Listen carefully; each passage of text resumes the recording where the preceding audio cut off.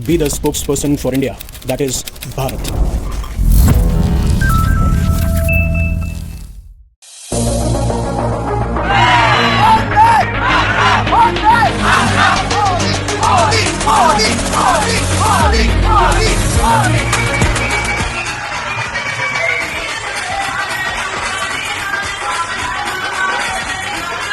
पूरी दुनिया अभी भारत की पहचान मोदी जी ने दिया है हमको and we are very excited to meet Modi जी।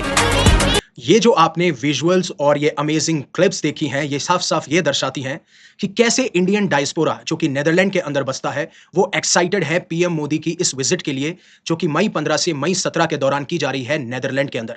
और यहां तक काफी सारे जो इंडियन डायस्पोरा के लोग हैं, उन्होंने इस विजिट को एक मोमेंट बताया है प्राइड का और ग्लोबल रिकॉग्निशन का। और यहां तक जिस तरीके से ये अमेजिंग क्राउड, अमेजिंग विजुअल्स और जो आप चैंटिंग देख रहे थे, उसने इतना प्रभावित किया प्राइम मिनिस्टर नरेंद्र मोदी को कि उन्होंने साफ साफ ये कह दिया कि इतना प्यार और उत्साह, सच कहूं तो मैं कुछ देर के लिए भूल ही गया था कि मैं नेदरलैंड में हूं। ऐसा लग रहा है कि जैसे भारत में ही कोई फेस्टिवल चल रहा है। और अगर आपको फिर भी बिलीव नहीं हो रहा है तो एक बार के लिए ये क्लिप और देखिए, जहां पे किस तरीके से इंडियन डायस्पोरा हमारे प्रधानमंत्री नरेंद्र मोदी को वेलकम करते हैं। और फिर उसके बारे में हम बात करेंगे कि ऐसे क्या 4 बड़े सपने हैं प्राइम मिनिस्टर नरेंद्र मोदी के इंडिया को लेके, और उसमें कितनी रियलिटी है, हम कब तक उन सपनों को अचीव कर पाएंगे, क्या हमें चैलेंजेस फेस करने पड़ेंगे। बट उससे पहले आप ये क्लिप जरूर देखिए।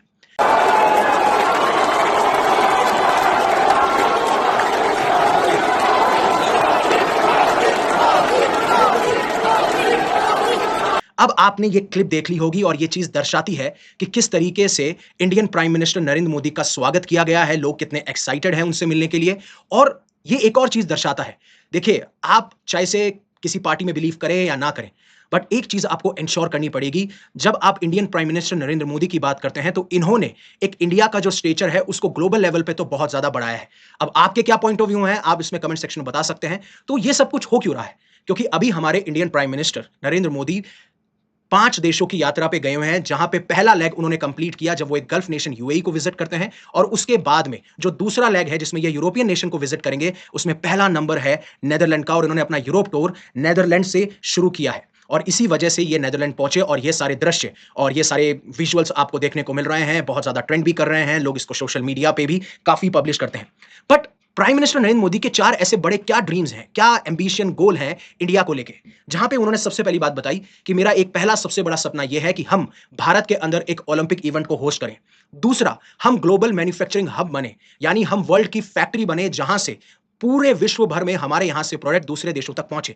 तीसरा, जब मैं ग्रीन एनर्जी की बात करता हूं, जहां पे आप hydrogen, solar energy, wind energy, इसमें भी हमें एक बहुत बड़ा हब बन के उधर के आना है, और हम एक ऐसे इंपॉर्टेंट प्लेयर बन सके जो आने वाले टाइम पे जो विश्व की अर्थव्यवस्था होगी उसमें कितनी ग्रोथ होगी, वहां पे हम एक बहुत ही इंपॉर्टेंट रोल प्ले कर सकें। और इसके तहत ये कहते हैं कि जो एस्पिरेशंस है ना हमारी, वो अनलिमिटेड है, और उस डायरेक्शन में हम एफर्ट भी लिमिटलेस डाल रहे हैं। अब आगे जानने से पहले कि जो भी ड्रीम के बारे में बात की गई है, ये ड्रीम इतना इंपॉर्टेंट क्यों है, इसकी क्या पॉसिबिलिटी है, कब तक हम ये एक्सपेक्ट कर सकते हैं। और सिर्फ ड्रीम देखना या ड्रीम के बारे में बात करना ये काफी नहीं होता। आपको ये आइडेंटिफाई करना होता है कि ऐसी कौन से बॉटलनेक्स हैं, ऐसी कौन से चैलेंजेस और कमियां हैं जो शायद भारत को रोक सकती है इन सपनों को पूरा करने के लिए। उस पर बात करने से पहले अनअकैडमी आपके लिए लेके आया है all India prelims mock test, जो कि फ्री है। 17 मई को आप लास्ट टाइम जिस तरीके से यूपीएससी प्रीलिम्स 24 मई को हो रहा है, आप 9:30 से 11:30 पेपर 1 दे सकते हैं और 2:30 से 4:30 सीसेट दे सकते हैं, और अपने आप को प्रिपेयर कर सकते हैं 24 मई के लिए। And all the best for your UPSC prelims. अब आगे बढ़ने से पहले जो ये पहला लेग था इस टूर का, वो हुआ यूएई के साथ में।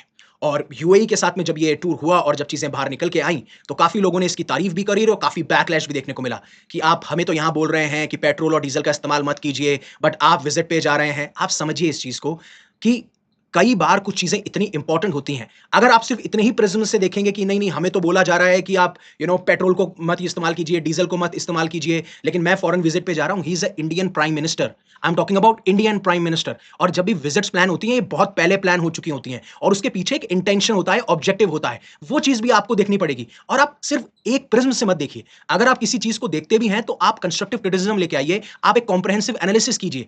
मैंने काफी लोगों को देखा है, अगर तारीफ करेंगे तो बिल्कुल तारीफ की तरफ चले जाएंगे, अगर बुराई करेंगे तो बिल्कुल बुराई की तरफ चले जाएंगे। मैं बार बार कहते आया हूं कि हर एक चीज के प्रोज एंड कॉन्स होते हैं, वो आपको समझना जरूरी है। अगर आप सिर्फ एक तरफ टिल्ट करते हैं तो अदरवाइज फिर आपका मायोपिक व्यू है, बहुत ही छोटी सोच है या संकीर्ण सोच है। अब जहां तक यूएई की बात करता हूं, तो पहली चीज यूएई ने यह कहा कि हम $5 बिलियन इंडिया के अंदर इन्वेस्ट करेंगे। और सबसे खास बात थी कि जो स्ट्रैटेजिक एग्रीमेंट साइन हुआ है, जहां पे उस एग्रीमेंट के तहत यूएई ने यह कहा कि हम इंडिया के अंदर ही स्ट्रैटेजिक पेट्रोलियम रिजर्व बनाएंगे, जहां पे अब जो हमारी नंबर है वो 30 मिलियन बैरल से भी इंक्रीज कर जाएगा। अब देखिए, पहली बात, स्ट्रैटेजिक पेट्रोलियम रिजर्व्स जो बनाए जाते हैं वो क्रूड ऑयल को स्टोर करने के लिए बनाए जाते हैं, किसी भी आपदा में, किसी भी इमरजेंसी के अंदर। तो वहां पे ये नंबर बहुत बड़ा है। लेकिन अगर आप इंडिया की नीड के हिसाब से बात करेंगे, क्योंकि अगर आप इंडिया की प्रॉपर नीड देखें, हर दिन की नीड देखें, सो दैट इज अराउंड 5.5 से 6 मिलियन बैरल। यानी कि जो ये स्ट्रैटेजिक ऑयल रिजर्व बना रहे हैं ये तो सिर्फ 5-6 दिन के हैं। यहां पे आप क्रिटिसाइज कर सकते हैं, बट हम डाइवर्सिफाई तो कर रहे हैं, हम बाकी कंट्रीज से मिल तो रहे हैं। ये सारी चीजें भी आपको देखनी होती हैं। और यहां तक ही नहीं, इवन इन्होंने एलएनजी, एलपीजी स्टोरेज फैसिलिटीज के बारे में भी बात करी, और एक और स्ट्रैटेजिक कोलैबोरेशन किया है एलपीजी को लेके, जो कि लॉन्ग टर्म सप्लाई इंश्योर करेगा इस कुकिंग फ्यूल का, जो कि पूरे इंडिया में वाइडली यूज किया जाता है, आप और हमारे घरों में। और इवन सबसे इंपॉर्टेंट बात है स्ट्रैटेजिक डिफेंस पार्टनरशिप भी, जहां पे बताया गया कि कैसे हमारी डिफेंस इंडस्ट्रीज कोलैबोरेट करेंगे। अब वन बाय वन जानते हैं कि जो ये इनके सपने हैं, उन सपनों से क्या होगा और उन सपनों के लिए सबसे बड़े चैलेंजेस क्या हैं, वो चीज समझना बहुत इंपॉर्टेंट है। पहली बात, इन्होंने ये कहा कि हम चाहते हैं, इंडिया चाहता है कि हम ओलंपिक गेम्स को होस्ट करें। और आपको बता दूं, इंडिपेंडेंस के बाद आज तक हम एक भी इवेंट, ओलंपिक इवेंट होस्ट नहीं कर पाए हैं, जो पूरी दुनिया का सबसे बड़ा इंटरनेशनल स्पोर्ट्स इवेंट है। यहां तक बात की जा रही थी कि 2032 तक, 2032 तक हमें शायद एक मौका मिल सकता है ओलंपिक इवेंट को होस्ट करने का, बट फिर वो ब्रिस्बेन के पास में चले जाता है। और ये इंपॉर्टेंट इसलिए है क्योंकि ये चीज ये दर्शाती है कि इंडिया का इंफ्रास्ट्रक्चर या इंडिया का सिक्योरिटी एनवायरनमेंट या जो भी चीजों की जरूरत है वो पूरी होती है, तब जाके आपको एक मौका मिलता है कि आप इस इवेंट को होस्ट करा पाए। तो ये दर्शाता है कि या तो हम डेवलप कंट्री होने की तरफ बढ़ रहे हैं या हम डेवलप कंट्री बन चुके हैं, और इंडिया को पूरे वर्ल्ड स्टेज पे ला देता है, जिससे कि हम इंडिया जो है ऐसे बड़े बड़े इवेंट भी ऑर्गेनाइज करता है। जब इवेंट बड़े बड़े ऑर्गेनाइज होते हैं, ये काफी सारी चीजों को दर्शाते हैं कि हाँ, इंडिया का इंफ्रास्ट्रक्चर मजबूत है, सिक्योरिटी एनवायरनमेंट अच्छा है, जो भी नीड्स हैं उसको फुलफिल किया जाता है, और इंडिया के पास में वो मादा है कि वो ऐसे इवेंट को कंडक्ट करा पाए।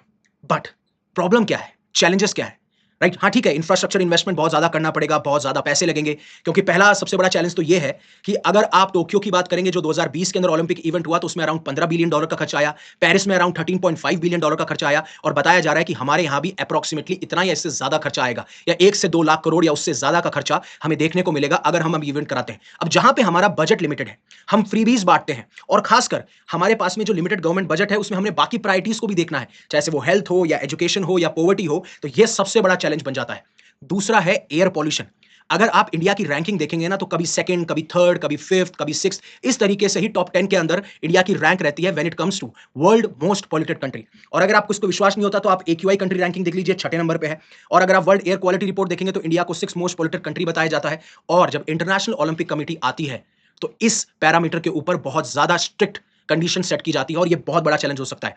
चाइना ने जब 2022 में ओलंपिक्स कराया था तो उन्होंने 10 साल लगाए थे पॉल्यूशन को रिड्यूस करने में, फिर भी जो WHO की लिमिट थी वो उसको कंप्लीट नहीं कर पाए, फिर भी जो लिमिट थी उससे 6 गुना ज्यादा पॉल्यूशन हमें चाइना में देखने को मिल रहा था। तो चाइना ने जब इतने स्टेप्स लिए हैं तब जाके हम यहां पे इवेंट करा पाए, तो whether we will be able to do it. आज हम ये सोचते हैं कि 2036 तक हम ओलंपिक्स को होस्ट करा सकते हैं, बट सीरियसली अगर आप मुझसे पूछेंगे, आई डाउट दैट। आप ये कहेंगे नहीं नहीं सर, आप तो एम्बिशियस नहीं है। देखिए, गोल होना बहुत जरूरी बात, अच्छी बात है, ड्रीम होना बहुत अच्छी बात है, लेकिन आप एक डेडलाइन सेट नहीं करेंगे, आप स्ट्रिक्ट पैरामीटर सेट नहीं करेंगे, उस तरफ डायरेक्शन नहीं लेंगे, it becomes next to impossible. कई बार आपको रियलिटी से भी गुजरना पड़ता है। ओके, तो जो हम सपने देख रहे हैं 2047 तक विकसित भारत की, क्या वो पूरे हो सकते हैं? उसके लिए बहुत ज्यादा चैलेंजेस है हमारे पास में, और चैलेंज के बारे में बात करना जरूरी है, तभी आप एजुकेटर का एक पर्सपेक्टिव समझ पाएंगे। सिर्फ एक अच्छी बात करते चले जाना, एक पॉइंट ऑफ व्यू को दिखाते हुए चले जाना, दैट डज नॉट मैटर। और जो सॉल्यूशन है वो आपको पता है कि ज़्यादा ट्रीज प्लांट कीजिए, वैक्यूलर पॉल्यूशन और इंडस्ट्रियल पॉल्यूशन को कंट्रोल कीजिए, जो स्टबल बर्निंग होती है उसको रोका जाए। आप स्टबल बर्निंग कब से हम बात कर रहे हैं, हाँ उसमें इंप्रूवमेंट आया है, लेकिन हम कंप्लीटली उसको एलिमिनेट कर पाए हैं? बिल्कुल भी नहीं। और सबसे बड़ी बात, एक चैलेंज और आता है कि जब हमने कॉमनवेल्थ गेम्स कराए 2010 में, एशियन गेम्स कराए 2023 में, आज भी हम उस इंफ्रास्ट्रक्चर को यूटिलाइज नहीं कर रहे हैं। हमने एक इवेंट के लिए उसको इस्तेमाल किया, उसके बाद में उसके ऊपर ध्यान ही नहीं दिया। आप उसको किसी और इवेंट के लिए इस्तेमाल कर सकते हैं, बहुत बड़े बड़े सिंगर्स आते हैं, आप उन इवेंट के लिए इस्तेमाल कीजिए, या फिर मान लीजिए किसी को कोई इवेंट ऑर्गेनाइज करना है, किसी भी प्राइवेट बॉडी को, कॉर्पोरेट बॉडी को, आप उसके ऊपर डालिए। अगर ये अनयूज्ड रहेंगे तो एक तो आपके ऊपर मेंटेनेंस कॉस्ट का खर्चा होगा, धीरे धीरे फाइनेंशियल बर्डन बढ़ता जाएगा, इसलिए इनका रीयूज होना बहुत जरूरी है, और ये सारी चीजें ध्यान में रखना बहुत खास है। ये तो सिर्फ मैंने एक सपने की बात करी है। दूसरा, जहां पे आप बात करते हैं ग्लोबल मैन्युफैक्चरिंग हब की, मतलब इंडिया पूरे विश्व की फैक्ट्री बनना चाहता है, जहां पूरे विश्व के लिए हम प्रोडक्ट्स बनाएं। और इसमें कुछ अच्छे पॉइंट्स भी हैं, ऐसा नहीं है कि सिर्फ नेगेटिविटी या सिर्फ क्रिटिसिज्म की बात हो रही है। अगर आज बात करेंगे तो इंडिया के पास में 3rd लार्जेस्ट स्टार्टअप इकोसिस्टम है। यंग इंडियंस ड्रोन टेक्नोलॉजी बना रहे हैं, AI में बहुत ज्यादा आगे कर रहे हैं, लेकिन अभी भी काफी ऐसी चीजें हैं जहां पे हम उतना ज्यादा आगे नहीं बढ़ पाए as compared to advanced countries, right? इस चीज पे भी ध्यान देना बहुत जरूरी है। और मेकिंग प्रोडक्ट्स इन इंडिया, हम सिर्फ कॉपी ना करें, हम एक्चुअली में ओरिजिनल प्रोडक्ट्स इंडिया में बनाएं। और जहां तक सेमीकंडक्टर मैन्युफैक्चरिंग की रही, हमारे 2 प्लांट्स आ चुके हैं, 12 सेमीकंडक्टर प्लांट्स को बिल्ड किया जा रहा है। और ये सेमीकंडक्टर या जो चिप्स होती हैं बहुत इंपॉर्टेंट होती हैं कंप्यूटर्स, फोन्स, इलेक्ट्रॉनिक्स, हर एक सेक्टर के लिए। लेकिन अब इसमें चैलेंजेस क्या है? पहला चैलेंज है स्किल्ड वर्कर्स का। अगर आप इंडिया की वर्कफोर्स को देखेंगे तो उसमें सिर्फ 5 से 10% लोग ऐसे हैं जिनके पास में एक्चुअली में स्किल है। और कितना नंबर चाहिए? 5 से 10 लाख, सॉरी 5 से 10 करोड़ ऐसी लोग होने चाहिए, ऐसे इंडियंस होने चाहिए जिनके पास में वो स्किल हो। Are you getting my point? और ये बहुत बड़ा चैलेंज है। आप हर साल सिर्फ 25 से 30 लाख लोगों को स्किल कर रहे हो। अगर आप इसको अचीव करना चाहते हो, 5 से 10 करोड़ लोगों को करवाना चाहते हो, तो आपको 10-12 साल तो सिर्फ स्किलिंग देने में लग जाएगा। और ग्लोबल मैन्युफैक्चरिंग में सिर्फ स्किलिंग तो नहीं है ना, आपको इंफ्रास्ट्रक्चर भी डेवलपमेंट करना पड़ेगा, इन्वेस्टमेंट भी करना पड़ेगा, R&D भी करना पड़ेगा, सारे पैरामीटर्स को देखना होगा। और फिर उसके ऊपर इंफ्रास्ट्रक्चर में सबसे बड़ी चीज है पावर सप्लाई। आप खुद सोचिए, इतना अनरिलायबल पावर सप्लाई है कि अगर मान लीजिए एक दिन में 2 या 3 घंटे पावर कट हो जाए, कितना ज्यादा डैमेज होता है, हमारी प्रोडक्शन कॉस्ट के ऊपर कितना खर्चा आता है, मैन्युफैक्चरिंग पर कितना प्रेशर पड़ता है। और फिर मान लीजिए ये दोनों चीजें हमने सॉर्ट आउट कर दी, then there is a poor logistic and transportation. हमारे माल को जहां 15-20 दिन लगते हैं, वहीं पे आप जर्मनी से कंपेयर कीजिए, जापान से कंपेयर कीजिए, 3 से 5 दिनों में वो माल सप्लाई हो जाता है। व्हाई? क्योंकि लॉजिस्टिक उतना अच्छे से सेटल नहीं है, ना प्रॉपर हाईवेज बनाए गए हैं कनेक्शन के लिए, खासकर मैन्युफैक्चरिंग इंडस्ट्रीज के लिए। हमारा एग्रीकल्चर जो सेक्टर है वो एम्प्लॉयमेंट ज्यादा देता है लेकिन जीडीपी में कंट्रीब्यूट कम करता है। सर्विस सेक्टर हमारा सबसे ज्यादा अच्छा परफॉर्म कर रहा है, लेकिन हमने जो सेकेंडरी सेक्टर है उस पर उतना ज्यादा ध्यान नहीं दिया। और शायद यही एक रीजन है जिसकी वजह से आज चाइना ज्यादा ग्रो कर रहा है या कोई भी एडवांस कंट्री ग्रो कर रही है, तो हमें सेकेंडरी सेक्टर पे भी ध्यान देना बहुत ज्यादा इंपॉर्टेंट हो जाता है। तीसरा है ग्लोबल एनर्जी हब बनना। मतलब इंडिया चाहता है कि हम लीड करें क्लीन एनर्जी के अंदर, सोलर, विंड, रिन्यूएबल एनर्जी। और बता दूं, यहां पे हम बहुत अच्छा काम भी कर रहे हैं। हमें जितने भी टारगेट्स दिए जा गए हैं एनडीसी, नेशनली डिटरमाइंड कंट्रीब्यूशन के तहत, उनको हम पहले ही अचीव कर लेते हैं। और रिसेंटली हमने एआई समिट करवाई, दिखाया जाता है कि इंडिया एडवांस टेक्नोलॉजी में कैसे काम कर रहा है, ग्रीन एनर्जी हमारे टेक रिवॉल्यूशन का पार्ट है। ये सारी चीजें दर्शाती हैं कि हम स्टेप ले रहे हैं। बट अगर आप हाइड्रोजन की बात करेंगे, ग्रीन हाइड्रोजन की, तो ऑलमोस्ट जीरो प्रोडक्शन है। और अगर मान लीजिए आपने सोलर, विंड, इन पे काम भी कर रखा है, तो वहां का एनर्जी स्टोरेज पॉसिबल नहीं हो पाता। और अभी भी हमारी जनता 60 to 70% कोल पे डिपेंड करती है इलेक्ट्रिसिटी के लिए। तो जब तक आप इसको 30 to 40% पे नहीं लेके आएंगे तो इट बिकम्स डिफिकल्ट। और इसमें आने वाले टाइम पे 10 से 15 साल तो एस्टिमेटेड बताए गए हैं। और अगर कहीं पे भी आप चूक जाते हैं तो गॉड फॉरबिड, ये पता नहीं 25 या 30 साल ले ले। सो एक ड्रीम होना अच्छी बात है, बट उसके लिए एम्बिशन के साथ में एक डेडलाइन आनी चाहिए कि हाँ, हम 2036 तक चाहते हैं, 2040 तक चाहते हैं, 2050 तक चाहते हैं। That should be there. अगर आपके पास में कोई गोल ही नहीं है, टाइमलाइन ही नहीं है, तो अदरवाइज फिर उसके बाद में आप उतनी अच्छे तरीके से काम भी नहीं करते हैं। और फिर चौथा पॉइंट है वर्ल्ड की इकोनॉमिक ग्रोथ। इंडिया चाहता है कि पूरे वर्ल्ड में जो भी इकोनॉमिक ग्रोथ हो उसका हम सबसे इंपॉर्टेंट प्लेयर बने। और हमारे पास में ताकत भी है, हमारे पास में डेमोग्राफिक डिविडेंड हमारे फेवर में है। 1.4 बिलियन जो कि लार्जेस्ट है, youngest population, average age 27 years है, ग्रोइंग इकोनॉमी है, स्किल वर्कर्स धीरे धीरे आ रहे हैं, इंग्लिश स्पीकिंग वर्कफोर्स है। बट अगेन चैलेंजेस क्या है? चैलेंजेस आप वर्ल्ड एनवायरमेंट देखिए, किस तरीके से यूएस और चाइना के बीच में ट्रेड वॉर देखने को मिल रही है, US Iran war, Russia Ukraine war. ये सारी चीजें एक बहुत बड़ा ऑब्स्टेकल बनती है। और फिर आता है ब्रांड इमेज, क्योंकि जहां पे आप जर्मनी और जापान को कंपेयर करेंगे तो उन्हें एक प्रीमियम ब्रांड के तौर पे देखा जाता है। अभी तक मेक इन इंडिया के बारे में आप पूरे वर्ल्ड में जाके देखिए और एक बार रिसर्च भी कीजिएगा, कितने मेक इन इंडिया ब्रांड खरीदे जाते हैं। इवन इंडियंस भी नहीं खरीदते हैं एज कंपेयर टू जब आप एक्चुअल ग्राउंड रियलिटी की मुझे बात बताइएगा। अगर आप बहुत ही ज्यादा पेट्रियोटिक फीलिंग है, आई गेट इट, आप मेक इन इंडिया खरीदिए, बट आपके आसपास ही कितने प्रोडक्ट हैं, चाहे वो मोबाइल हो, चाहे वो लैपटॉप हो, कपड़े हो, आप खुद देख लीजिएगा। सो ये सारी चीजें मैटर करती हैं और इसमें हर एक को कंट्रीब्यूट करना भी बहुत जरूरी है। सिटीजंस का भी उतना ही बड़ा रोल होना बहुत जरूरी है। बट सिटीजन के साथ में आपको एक डायरेक्शन कौन देगा? That is the work of government, that is the responsibility of government. और इसी विजिट के दौरान, जो नेदरलैंड के दौरान हो रही है ये विजिट, और यूरोपियन नेशन की विजिट, यही दर्शाती है कि हम कैसे इन सेक्टर पे काम करना चाहते हैं, चाहे वो ट्रेड हो, टेक्नोलॉजी हो, डिफेंस हो, रिन्यूएबल एनर्जी हो। और जो जो हमने सपने देखे हैं उसमें ये यूरोपियन नेशन हमारी हेल्प कर सकते हैं। और इसलिए ऐसी विजिट की जाती है। हर एक सेक्टर में हम कैसे कैसे बाकी कंट्रीज पे डिपेंड ना हो, एक दो कंट्रीज पे डिपेंड ना होके हम अपने आप को डाइवर्सिफाई करें। इसलिए आप देखेंगे प्रायोरिटी एरियाज वाटर है, एग्रीकल्चर है, हेल्थ है, और इवन स्ट्रेटेजिक सेक्टर में बात की जाएगी, जैसे technology, defence, semiconductors, renewable energy and what not. इन सारी चीजों पे बात होगी। और जहां तक इंडिया और नेदरलैंड की बात करें तो नेदरलैंड इंडिया की लार्जेस्ट ट्रेड डेस्टिनेशन है यूरोप के अंदर, जहां पे बायलैटरल ट्रेड $27.8 बिलियन रहा है पिछले साल। और नेदरलैंड इंडिया की 4th लार्जेस्ट इन्वेस्टर है, जहां पे उन्होंने फॉरेन डायरेक्ट इन्वेस्टमेंट $55.6 बिलियन का रहा है। और सबसे खास बात, ये जो आप देख पा रहे हैं ना, ऐसे अमेजिंग विजुअल्स और क्राउड गैदर हो रहा है, that is because of people to people ties.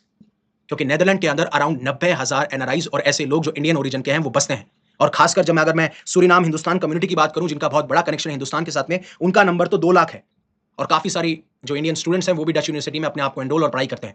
ये सारी सिग्निफिकेंस थी इस पूरी चीज को लेके। आपका क्या पॉइंट ऑफ व्यू है हर एक पिलर को लेके? आप क्या अपना ओपिनियन देना चाहते हैं? प्लीज कमेंट सेक्शन में दिएगा। और अगर आपको रिसर्च और कंटेंट अच्छा लगता है तो प्लीज सब्सक्राइब कीजिए इस चैनल को। And thank you very much for giving me your precious asset, that is your time. Stay safe, stay happy, take care.